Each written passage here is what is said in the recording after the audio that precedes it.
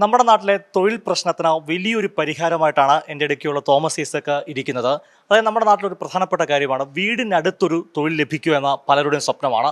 എന്നാൽ ഇപ്പോൾ അത്ര എളുപ്പമല്ല തൊട്ടടുത്തൊരു ജോലി ലഭിക്കുക എന്നത്. അതുപോലെ നമ്മുടെ നാട്ടിലെ സ്ഥാപനങ്ങൾക്ക് അവർക്കും തൊട്ടടുത്തുള്ള ആളുകൾ വീടിന് അവരുടെ സ്ഥാപനങ്ങളുടെ അടുത്തുള്ള താമസിക്കുന്ന ആളുകളെ ജോലിക്ക് ലഭിക്കുക എന്നതും പ്രയാസമാണ്. ഇതിനൊരു ഒറ്റമൂലി അല്ലെങ്കിൽ ഒരു പരിഹാരം എൻ്റെ അടുത്തിരിക്കുന്ന തോമസ് ഐസക് ഇപ്പോൾ കണ്ടെത്തിയിട്ടുണ്ട്. ഹയർ ദ ബെസ്റ്റ് എന്നാണ് ഈ പ്രോഗ്രാമിൻ്റെ പേര്. അതിൻ്റെ ഒരു യോഗം കഴിഞ്ഞിരിക്കുകയാണ്.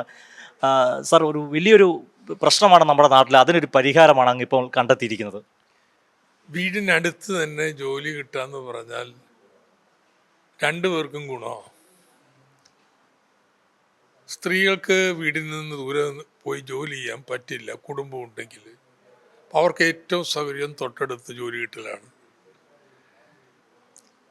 തൊഴിൽ സംരംഭകരുടെ പരാതി എന്താണെന്ന് ചോദിച്ചാൽ അവരെടുക്കുന്ന ആളുകൾ സ്ഥിരമായി നിൽക്കുന്നില്ല, കിട്ടുന്നില്ല. സ്ത്രീകളാണെങ്കിൽ അങ്ങനെ ഒരു തൊഴിലിൽ നിന്ന് വേറെ തൊഴിലിലേക്ക് ചാടിക്കൊണ്ടിരിക്കില്ല. അതുകൊണ്ട് പത്തനംതിട്ടയിൽ ഹയർ ദ ബെസ്റ്റ് എന്ന് പറഞ്ഞ് ഒരു നൂതന തൊഴിൽ ക്യാമ്പയിൻ നടക്കുകയാണ്. ജില്ലയിലെ തൊഴിൽ സംരംഭകരൊക്കെ പ്രധാനപ്പെട്ടവർ വന്നിരുന്നു. അവർക്കെല്ലാം അടുത്ത 3 മാസം ഏതൊക്കെ ജോബ് റോളുകളിൽ ആളുകളെ വേണം എന്നവർ തരും. അത് ഞങ്ങൾ മാപ്പ് ചെയ്യും. എന്ന് വെച്ച് കഴിഞ്ഞാൽ ഈ ജോലി വേണ്ടത് ഇന്ന ചെറുപട്ടണത്തിൽ അല്ലെങ്കിൽ ഇന്ന പ്രദേശത്ത്, അതിന് തൊട്ടടുത്താണല്ലോ ആളുകളെ കണ്ടെത്തേണ്ടത്. ഇപ്പം ജോലികളെ പ്രാദേശികമായിട്ട് മാപ്പ് ചെയ്ത് കഴിഞ്ഞാൽ കുടുംബശ്രീ അവിടെയുള്ള സ്ത്രീകളിൽ ആര് ഈ ജോലിക്ക് താല്പര്യമുണ്ട് എന്ന് കണ്ടുപിടിക്കും. ഇവർക്ക് ഇൻ്റർവ്യൂ നടത്തി തിരഞ്ഞെടുത്ത് കഴിഞ്ഞാൽ ആ സ്ത്രീകളെ എന്ത് സ്കില്ലാണോ വേണ്ടത് ആ ജോബ് റോളിനനുസരിച്ചുള്ള സ്കില്ല് നമ്മൾ ചെയ്തു കൊടുക്കും. ഇതാണ് പരിപാടി. അത് തൊഴിൽ സംരംഭകർക്കും സന്തോഷം, തൊഴിൽ അന്വേഷകർക്കും സന്തോഷം. ജില്ലയിലെ സ്ത്രീകളുടെ തൊഴിൽ പങ്കാളിത്തം ഗണ്യമായിട്ട് ഇതുവഴി ഉയർത്താൻ കഴിയുമെന്നാണ് കരുതുന്നത്. അതിന് എടുത്തു പറയേണ്ട സ്കിൽഡ് ആക്കി മാറ്റുന്നു അല്ലേ? അവരെ നൈപുണ്യ പരിശീലനം കൊടുക്കുന്നു അല്ലേ? അതെ. അപ്പോൾ തൊഴിലിന് ആളെ തിരഞ്ഞെടുക്കുമ്പോൾ ഡൊമൈൻ സ്കില്ല് വേണം. ഒരു വർക്ക്ഷോപ്പിലൊക്കെ എടുക്കുകയാണെങ്കിൽ അതിൽ ട്രേഡ് പഠിച്ചിരിക്കണം. പക്ഷെ ബാക്കി ഒരുപാട് സ്കില്ലുകൾ അവർക്ക് കിട്ടാനുണ്ടാവും. അപ്പ് സ്കില്ലിങ് വേണ്ടി വന്നേക്കാം. അത് ഓരോ തൊഴിൽദാതാവുമായിട്ട് ചർച്ച ചെയ്ത് അതിനൊരു കോഴ്സ് ഉണ്ടാക്കി അത് പഠിപ്പിക്കാനുള്ള ചുമതല കുടുംബശ്രീയും വിജ്ഞാന പത്തനംതിട്ടയും സംയുക്തമായി ഏറ്റെടുക്കുകയാണ്. ഇത് കാണുന്ന ഉദ്യോഗാർത്ഥികൾക്ക് സംശയം വരാൻ ചാൻസ് ഉണ്ട്. ഇതൊക്കെ പങ്കെടുക്കണമെങ്കിൽ വലിയ തുക മുടക്കേണ്ടി വരുമോ എന്ന് ചോദ്യം വരാം. ഇല്ല.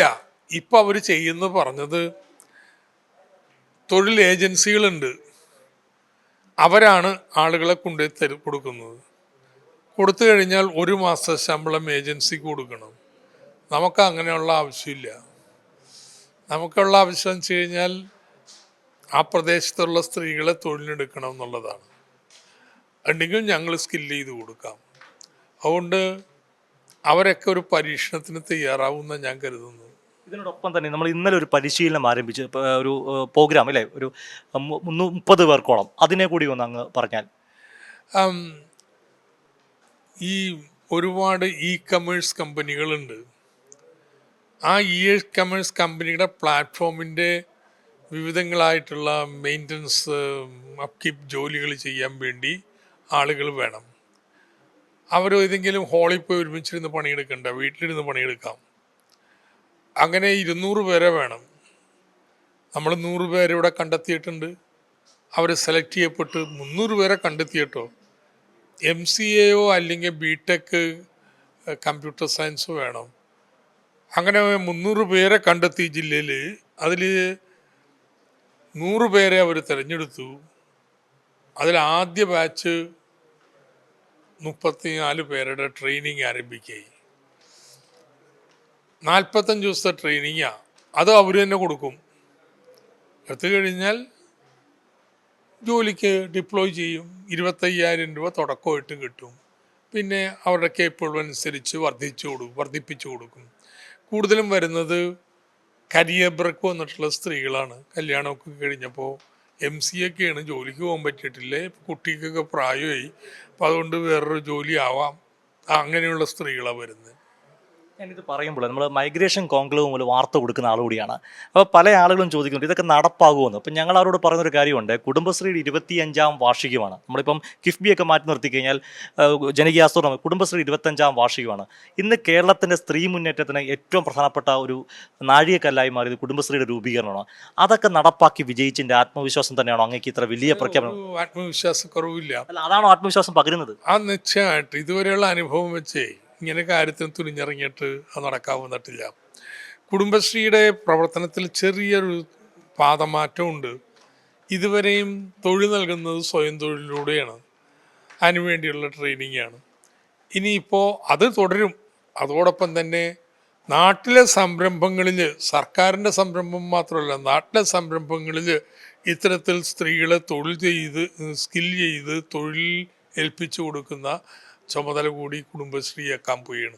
അതെങ്ങനെയാണ് പ്രായോഗികമായി ചെയ്യാൻ പറ്റുക എന്നുള്ളതാണ് പത്തനംതിട്ടയിൽ പരിശോധിക്കുന്നത്.